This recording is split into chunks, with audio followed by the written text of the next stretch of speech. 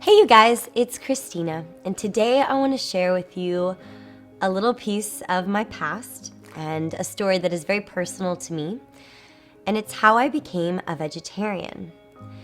And this story has so much depth to it and so much meaning because it carries a part of my past with me. When I was 15 to 16 years old, I lived in the Dominican Republic. And I went there because I wanted to do community service. I wanted to live in a different country, speak my native language, speak Spanish, and I wanted to live with a community of people that I'd never met, and I'd wanted just to experience life and learn about culture and to help rebuild this village that had been completely washed away.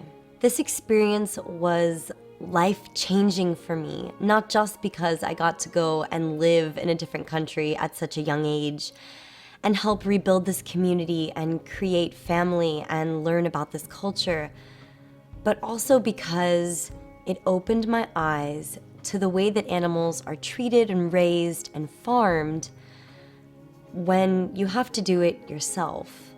And it was because of this experience that it actually led me to become vegetarian for the first time in my life. And there is a story behind it, and so I want to get started, and I hope that you all appreciate this. I'm going to be sharing with you a ton of pictures from my past and this beautiful part of my life. I hope you like it. Here's how I became vegetarian. I went to the Dominican Republic in 2002, and I went to go live in a town called Bauruco. And at the time, this small town of just a couple hundred people had no electricity, no running water. Everything had been completely washed away by one of the hurricanes that had passed through there.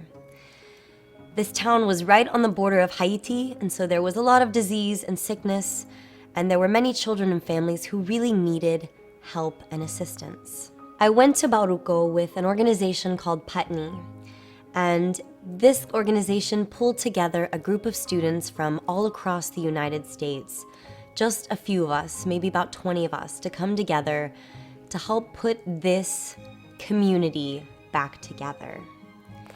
And it was during this time that I actually made some of the best friends of my life. I remember we felt like family, and just living there, I got to bond with the children of the village, the families of the village. I got to learn how to grow bananas and eat lots of beans and rice, and we rebuilt baseball fields, we rebuilt homes. I slept on the floor of an abandoned school home, and we began to put together this beautiful town.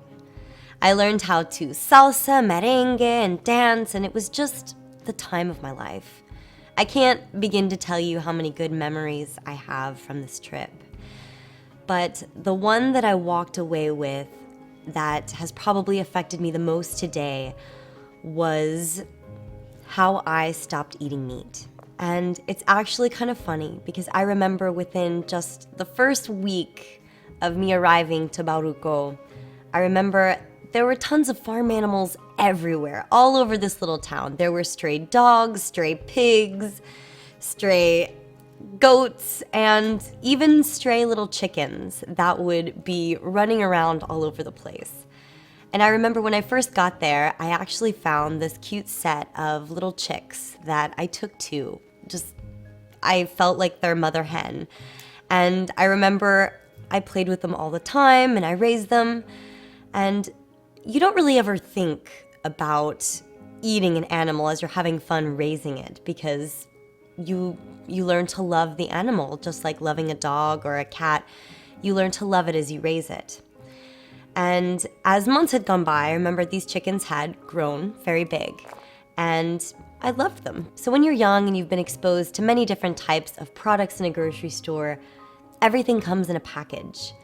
And so my first time living in this type of a community, I didn't really understand that if you were going to eat meat or eat other animals, you had to kill them yourself if you wanted to consume them. And I had never really been in charge of that before. I kept myself busy with the educational side of volunteering and being in the baseball fields and being on the beach and rebuilding the schools and being with the children. But the day came around that it was time for me to learn how to kill my own food, to eat it, and it was for the group, it was for the family. And I'll never forget this experience, because when it came my turn to make dinner for everyone, or to make the meal for everyone, I was completely shocked when they told me that I had to kill the chickens to be able to prepare them with the beans and the rice and the tomato sauce. And I'll never forget this moment in my life, because I cried hysterically maybe for about an hour when they told me that I had to kill my chickens, and I didn't want to do this. And I couldn't get myself to do it. And I remember standing around that day as literally some of my friends slit the throats of some of these chickens. They plucked their feathers, they de-skinned them, they took out their guts, they separated the chicken parts, and they cooked them in a pot, in a bowl on top of a fire in the middle of this village. And I remember feeling so traumatized by this event that I could no longer look at any of the chickens for a very long time. And I didn't eat chicken or any type of meat after that for at least a year. And I will tell you that it's a very difficult experience to watch an animal be killed that way, because chickens, and particularly when you slice their throat, they actually do run around for about 10 minutes with their head cut off until all of their nerves calm down in their body and until they pass away. It's not an easy thing to watch. I didn't enjoy it whatsoever. It was this experience that opened up my eyes to not eating animals and to only eating things like beans and rice and plantains and the things that they harvested in that village that I could eat that weren't animals. And I remember feeling so much better at that point. When you first stop eating meat, your awareness and your consciousness for this type of thing grows. And I like to tell people now that if everybody on this planet had to kill and eat their own food, we would have far more people being vegetarian or vegan or eating less animal products, because it is somewhat of a gruesome experience. And it's not always done with kindness or with love towards the animals. For the next year, I didn't consume any animal products, and my consciousness just for not eating animals grew. Making animals our friends and not our food, and being very conscious of what I was eating. And I have to tell you that I was young at the time. I was 15, I was 16. I wasn't really concerned about health. And so for me, it was more about the gruesome experience of killing an animal that affected me. And after this entire experience had passed, after I had gone back to the United States, I remember it had been maybe about a year and a half after that.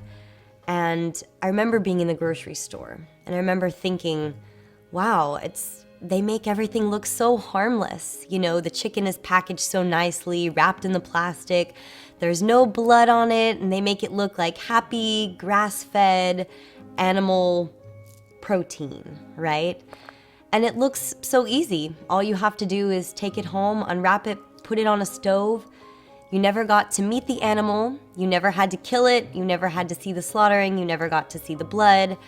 All of that was taken away from you, all for the easy convenience of you having it in a package and being able to consume it and get exactly what you need from it.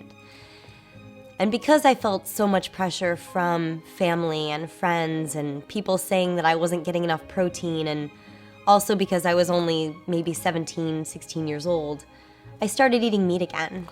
And I didn't really feel that much of a difference in my body, except for maybe perhaps I did notice a little bit more of a feeling of depression, and I didn't really like the taste of meat. It needed a lot of salts and condiments and things to put on it to make it taste good. So I did go back to eating meat, but it had nothing to do with health, and it had nothing to do with animals. It had more to do with societal pressure and the fact that I had been gone from the Dominican Republic for a few years, and I'd forgotten what the experience was like to have to kill for your own food. And it wasn't until I went raw again for my health after getting hyperglycemia that I gave up meat again. And I rediscovered how good it feels to just eat plants and to eat a plant-based diet. And you feel amazing and you feel filled with life because you don't have to eat another life to fuel your own. I know that it's very difficult for many people to give up meat because they don't have the type of experience where they have to grow or raise or kill their own food. Everything in a grocery store is very beautifully packaged and put together, and it makes the experience of consuming animals unthinkable.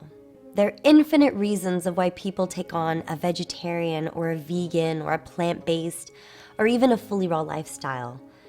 And whatever the reason is, it's beautiful because it brings you towards living a more compassionate, empathetic, loving, healthy, sustainable life, not just for you, but for everyone around you. And I'm so blessed to have had this experience because it helped to shift my life at an early age so that I was enlightened later on. And I know that this was the original reason of why I became vegetarian, of having to raise my own chickens and watch them being killed and live in the Dominican Republic. But this wasn't the only reason that kept me vegetarian. I did go back to eating meat because I was consumed with what society was doing. I went back to not eating animal products because of my health and because of the way it made me feel, and because it helped me to heal my hyperglycemia, get rid of migraines, make my skin better, my energy better, sleep better, run better, whatever it is. Eating more fruits and vegetables, even if you don't want to go fully raw, is one of the best things that you can do for yourself. So if I can encourage you to eat one fully raw meal a day or to take animal products, take meat or dairy out of your diet, I promise that it will benefit you infinitely. Maybe perhaps you can give it a try. All right, you guys, that's my story on how I became a vegetarian, and I hope that you've enjoyed this personal story from my past. If you guys have liked this video, if you've appreciated it, and if you want to share it with your family and friends to encourage them to have one meatless meal a day, please give this video a thumbs up. If you guys want more tips, tricks, stories, or inspiration on how to go fully raw or simply how to get healthier, please subscribe here to Fully Raw Kristina as we have fun building community and family together.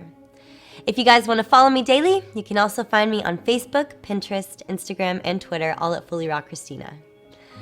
All right, you guys, I am going to go and enjoy the rest of this beautiful day and appreciate all of the creatures and all of the beauty on this planet, and I hope that you get to go and do the same. Sending you all my warmest hugs and my love. Bye.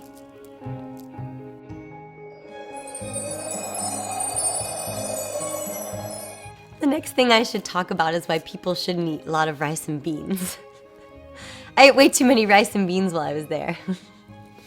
Nobody liked me. Poop, poop. My favorite part about living in the Dominican Republic was the ocean.